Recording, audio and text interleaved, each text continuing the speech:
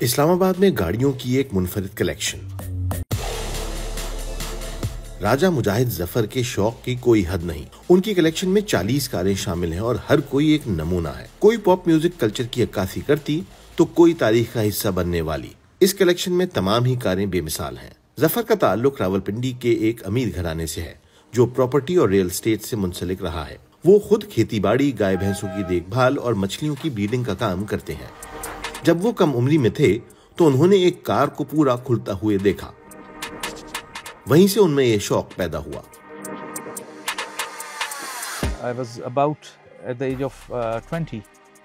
جب میری عمر تقریباً 20 سال تھی، میں نے وولسلی نامی ایک کار خریدی۔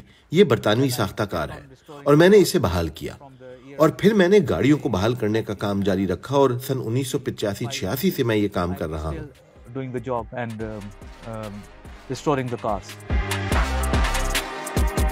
اسلام آباد میں وہ کم ہی وقت گزارتے ہیں، مگر یہاں ان کے گھر پر ان کی کاروں کا خزانہ موجود ہے۔ ان کے پاس تمام ونٹیج کاروں کو انہوں نے پاکستان ہی میں مختلف حالتوں میں خریدا تھا، پھر وہ ان پر کام کرتے اور بڑی محنت سے انہیں ان کی سابقہ شان و شوکت میں بحال کرتے۔ پرزے حاصل کرنا ایک پریشانی ہے۔ جب میں نے کاریں جمع کرنا شروع کی تو مجھے اندازہ نہیں تھا کہ ایک دن میرے پاس اتنا بڑا مجموعہ ہوگا۔ مجھے اس مقام تک پہنچنے میں تقریباً 34 سے 35 سال لگے۔ ظفر نے اب مقامی حکام سے درخواست کی ہے کہ ان کے ذخیرے کی عوام کے لیے نمائش کے مقصد سے ایک کار میوزیم بنانے میں ان کی مدد کی جائے۔ I want to integrate this museum into an educational institution so that when the students میں اس میوزیم کو ایک تعلیمی ادارے میں ضم کرنا چاہتا ہوں تاکہ جب پاکستان بھر سے طلبہ اس جگہ پر آئیں تو ہم انہیں اس بات کی تعلیم دے سکیں کہ کار کیسے تیار ہوتی ہے اور اب یہ کس طرح کارآمد شکل میں آتی ہے۔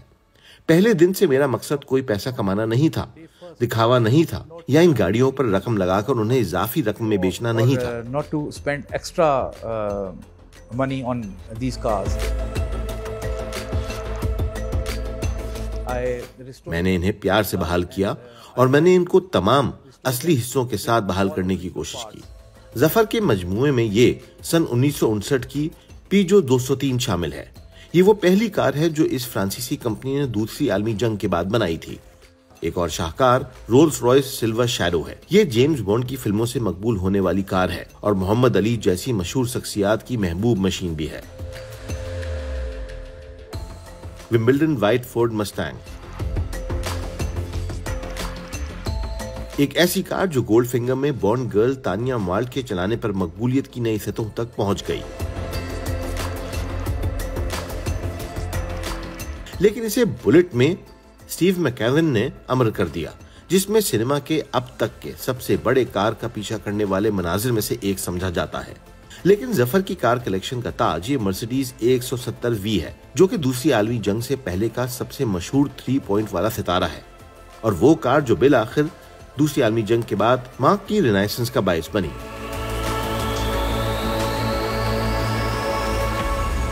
Never collect cars. میں کبھی بھی اس بنیاد پر کاریں جمع نہیں کرتا کہ ان کی قیمت کیا ہے اور میں انہیں کیسے بیچ سکتا ہوں۔